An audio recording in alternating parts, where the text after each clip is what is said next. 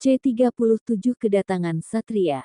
Sudah 1 minggu berlalu, bahkan Astuti sudah berada di rumahnya. Azizah belum diperbolehkan untuk pulang karena kondisi Azizah belum sembuh total. Bekas operasi masih terasa berdenyut. Anwar meminta Azizah untuk menginap 1 atau 2 hari lagi.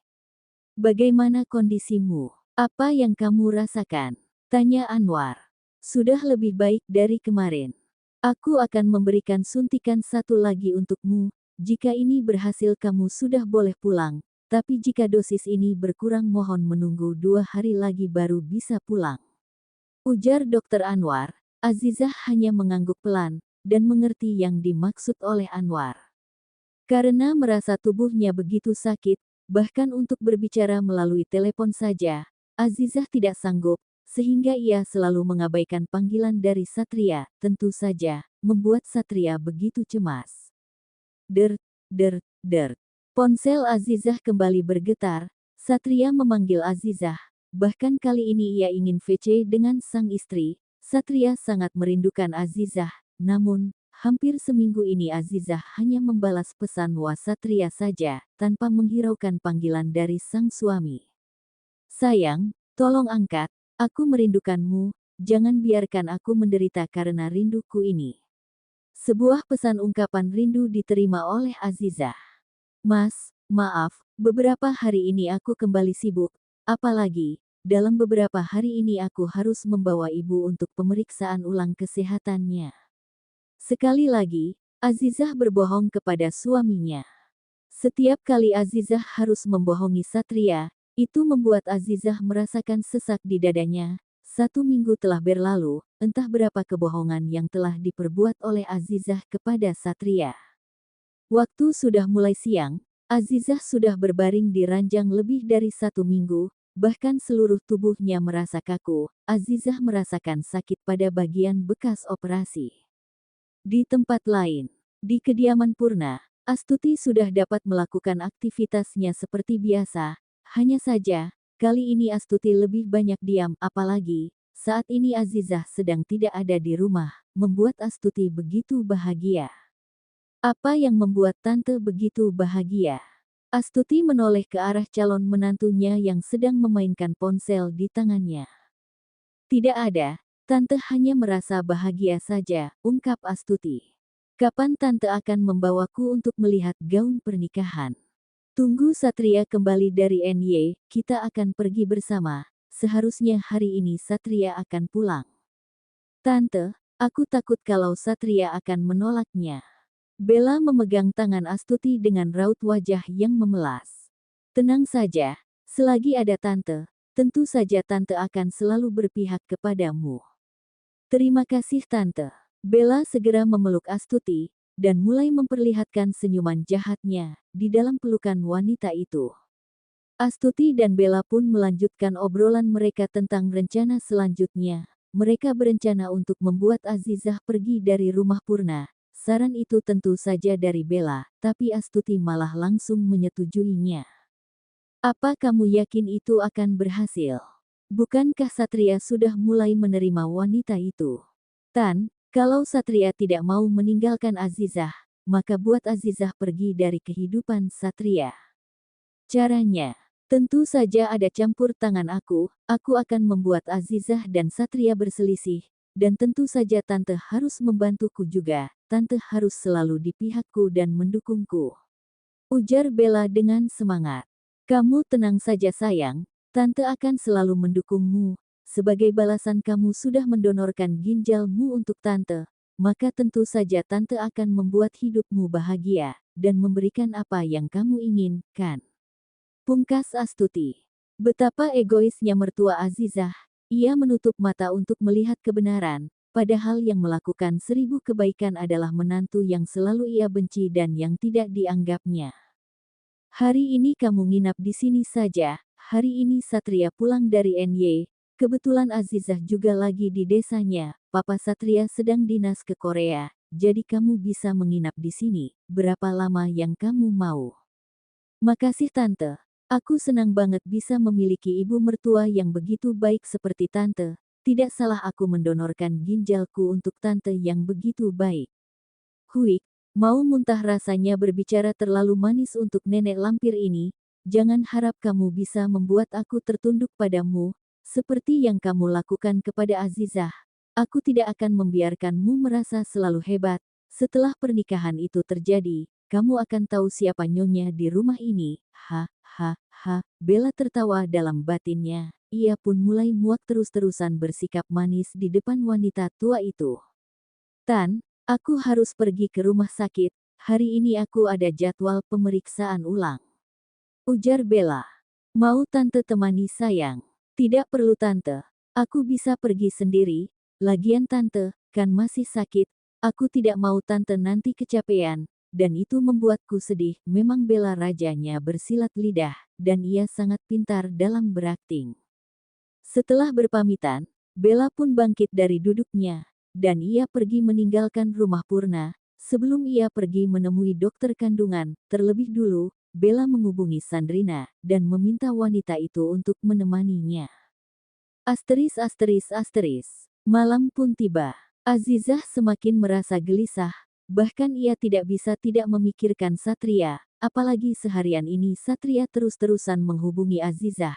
Hanya saja panggilan itu ditolak oleh Azizah. Mas, maaf. Azizah menggenggam erat ponsel miliknya. Suster datang membawakan nampan berisi makan malam untuk Azizah. Sus, saya bisa makan sendiri. Azizah langsung mengambil nampan di tangan suster tersebut, baru saja masuk 2 sendok nasi ke dalam mulut Azizah. Wanita ini merasakan sakit yang luar biasa, bahkan kali ini lebih sakit dari sebelumnya. Ah, Azizah memegang perutnya. Apa yang terjadi? Tanya suster panik. Saya juga tidak tahu sus, perut saya terasa sakit, bahkan sangat sakit. Tunggu, saya akan memanggil dokter, bertahanlah. Suster pun keluar dari ruangan Azizah dan meninggalkan wanita itu sendirian di sana menahan rasa sakitnya. Ceklek, Dokter Anwar datang dengan membawa 2 suntikan di tangannya dan suster itu juga membawa obat lain di dalam botol yang ada di tangannya.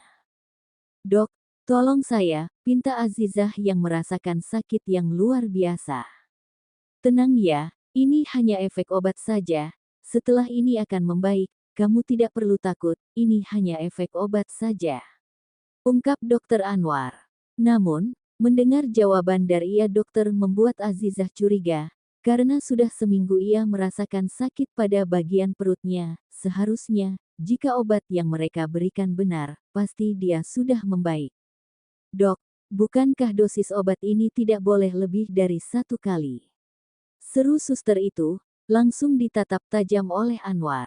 Kamu tahu apa? Ini adalah obat yang paling bagus. Dok, tunggu, aku tidak ingin disuntik lagi, kalau memang itu tidak membuat aku membaik. Tolak Azizah. Kamu tidak perlu takut, ini hanya obat, oke. Dokter Anwar langsung mengarahkan jarum suntik ke arah infus milik Azizah. Brak, pintu ruangan terbuka, Azizah ataupun Dokter Anwar sama-sama terkejut, apalagi suster itu, obat di tangannya terjatuh, dan berhamburan ke lantai.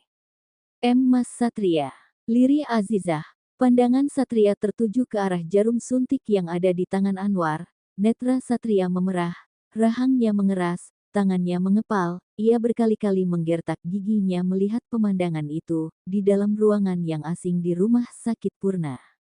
Netra Satria memerah, rahangnya mengeras, tangannya mengepal, ia berkali-kali menggertak giginya melihat pemandangan itu, di dalam ruangan yang asing di rumah sakit Purna.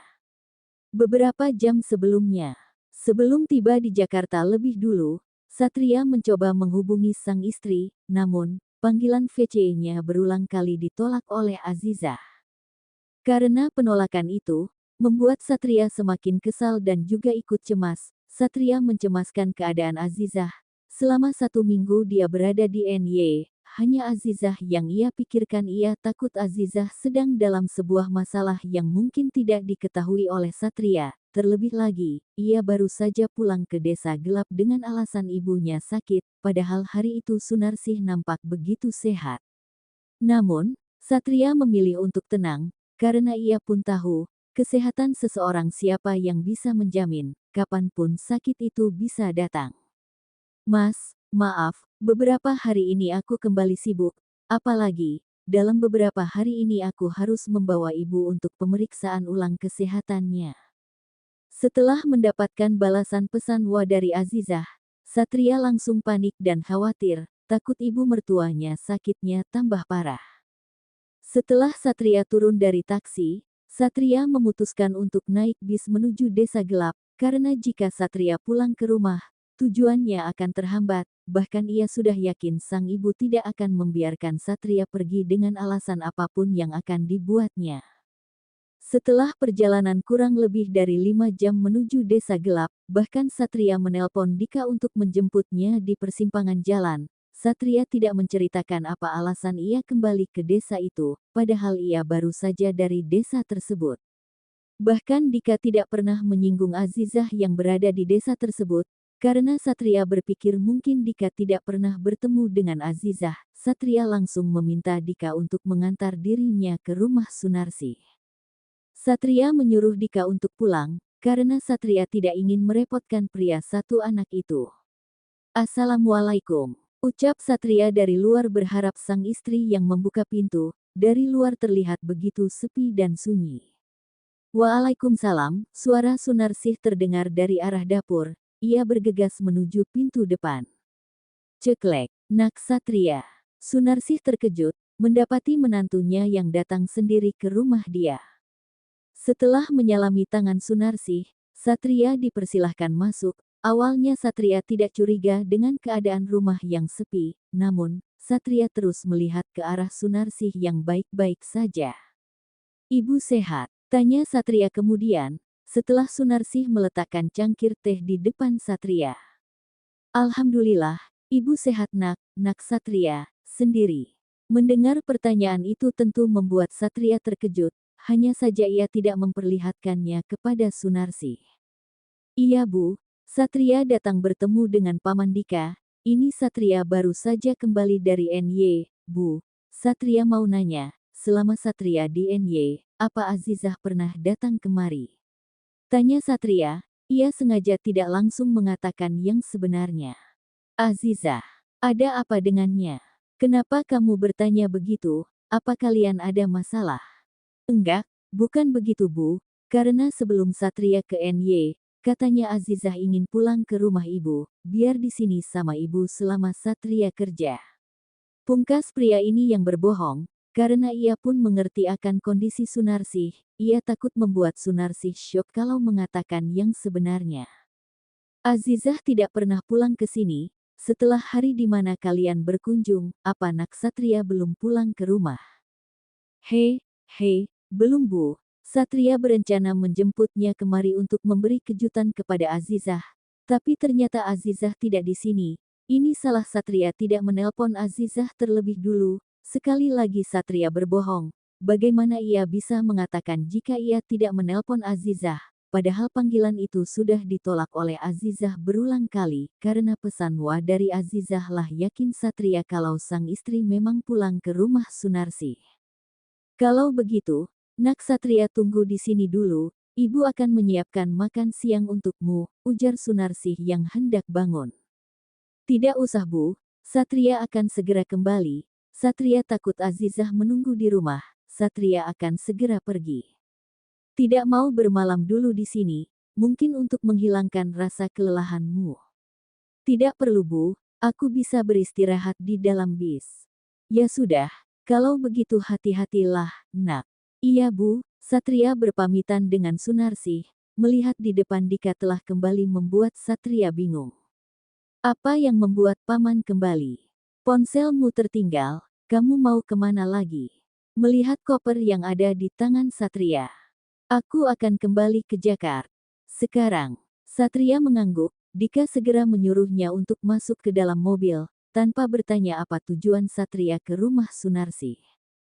Setelah turun dari mobil Dika, Satria kembali naik bis, jam di tangannya tepat pukul 16.20, dan Azizah tidak menelpon atau bertanya tentang Satria, sekali lagi membuat Satria cemas, dan kali ini rasa takutnya melebihi dari rasa cemas yang sebelumnya.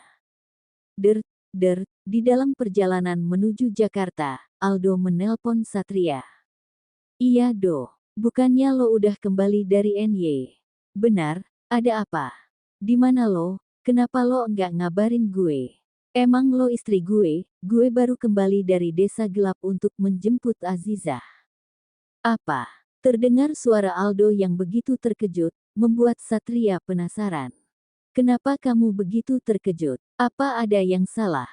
Temui gue di rumah sakit Purna, kalau lo sudah tiba di Jakarta *. Memangnya ada apa sih? Satria masih bingung dengan Aldo yang tidak langsung berterus terang dengannya. Pokoknya temui saja, gue masih di rumah, entar gue ke rumah sakit, kalau lo udah tiba di Jakarta. Lo jemput gue saja, gue naik bis. Apa? Lo naik bis? Yang benar aja, haha. Serius, gue kabarin kalau udah tiba. Satria langsung memutuskan panggilannya. Setelah panggilan Satria dan Aldo berakhir, Satria kembali menghubungi sang istri, namun, sekali lagi panggilan VC-nya ditolak oleh Azizah, padahal ia aktif sepanjang hari, semakin membuat Satria geram dan kesal dengan tingkah Azizah, karena rasa cemasnya pun kini meledak-ledak. Setelah perjalanan yang begitu membosankan, kini Satria telah tiba di Jakarta sekitar jam 22.30 malam. Aldo telah menunggunya di tempat biasa. Melihat Satria turun dari bis, Aldo segera menghampiri sahabatnya itu.